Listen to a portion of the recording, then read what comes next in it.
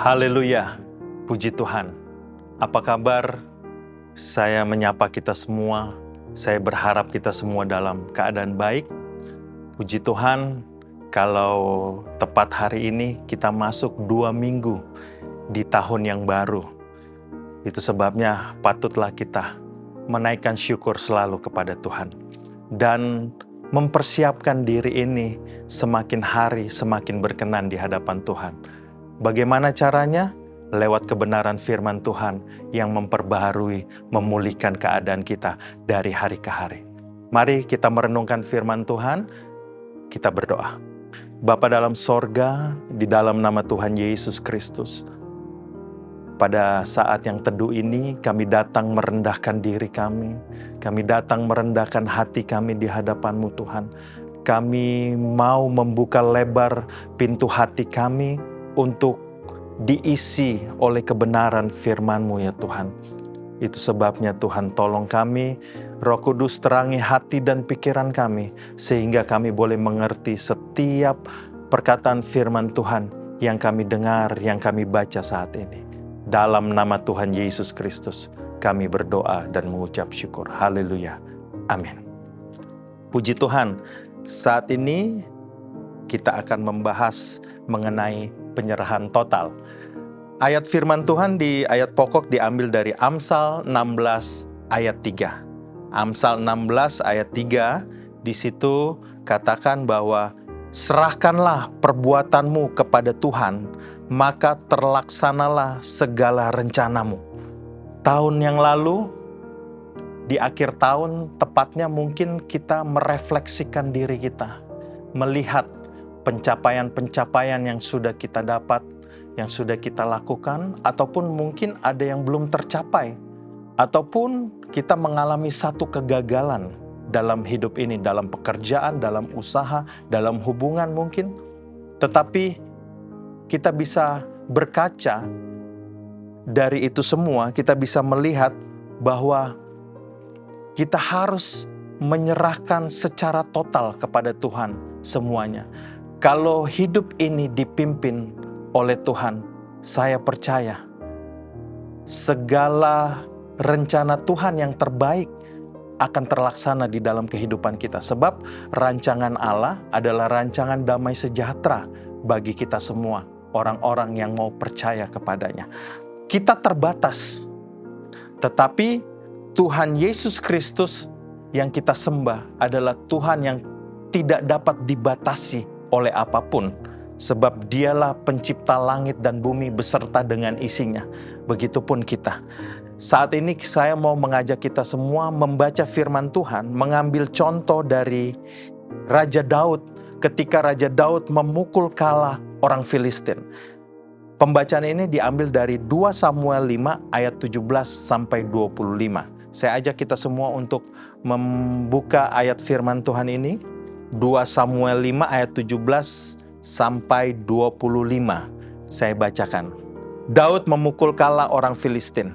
Ketika didengar orang Filistin bahwa Daud telah diurapi menjadi raja atas Israel, maka majulah semua orang Filistin untuk menangkap Daud. Tetapi Daud mendengar hal itu lalu ia pergi ke kubu pertahanan. Ketika orang Filistin itu datang memencar di lembah Refaim, bertanyalah Daud kepada Tuhan, apakah aku harus maju melawan orang Filistin itu? Akan kuserahkan mereka ke dalam tanganku?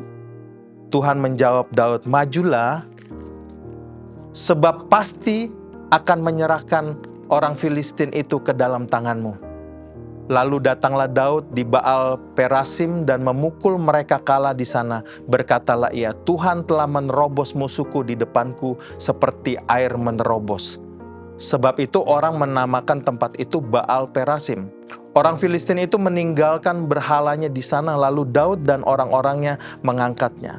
Ketika orang Filistin maju sekali lagi dan memencar di lembah Refaim, maka bertanyalah Daud kepada Tuhan, dan ia menjawab, janganlah maju, tetapi buatlah gerakan lingkaran sampai ke belakang mereka, sehingga engkau dapat menyerang mereka dari jurusan pohon-pohon kertau. Dan bila engkau mendengar bunyi derap langkah di puncak pohon-pohon kertau itu, maka Haruslah engkau bertindak cepat, sebab pada waktu itu Tuhan telah keluar berperang di depanmu untuk memukul kalah tentara orang Filistin. Dan Daud berbuat demikian seperti yang diperintahkan Tuhan kepadanya. Maka ia memukul kalah orang Filistin mulai dari Geba sampai dekat Geser. Hal yang pertama dilakukan Daud ialah bertanya kepada Tuhan. Ayat 19, bertanyalah Daud kepada Tuhan, apakah aku harus maju melawan orang Filistin itu? Akan kau serahkan mereka ke dalam tanganku? Tuhan menjawab Daud, majulah, sebab aku pasti akan menyerahkan orang Filistin itu ke dalam tanganmu. Jadi hal yang pertama dilakukan oleh Daud ialah dia bertanya kepada Tuhan. Sebagai orang percaya, kita pun harus bertanya kepada Tuhan. Kita harus membaca firman Tuhan. Apa yang harus kami lakukan Tuhan dalam menjalani hari-hari kami, dalam menjalani satu tanggung jawab yang diberikan kepada kami. Kita perlu hikmat kebijaksanaan daripada Tuhan. Lalu yang kedua, apa yang dilakukan Daud? Orang Filistin maju sekali lagi. Di dalam ayat 22 katakan, ketika orang Filistin maju sekali lagi dan memencar di lembah Refaim, apa yang dilakukan Daud? Kembali lagi, Daud bertanya lagi kepada Tuhan. Ayat 23 katakan, maka bertanyalah Daud kepada Tuhan. Dan ia menjawab, janganlah maju, tetapi buatlah gerakan lingkaran sampai ke belakang mereka, sehingga engkau dapat menyerang mereka dan dari jurusan pohon-pohon kertau. Jadi perintah yang pertama tidak sama dengan perintah yang kedua. Jadi Daud tidak melakukan cara yang sama, karena cara yang sama tidak akan berhasil. Daud menggunakan cara yang kedua seperti apa yang Tuhan sampaikan kepadanya. Jadi Daud orang yang dengar-dengaran dan melakukan firman Tuhan.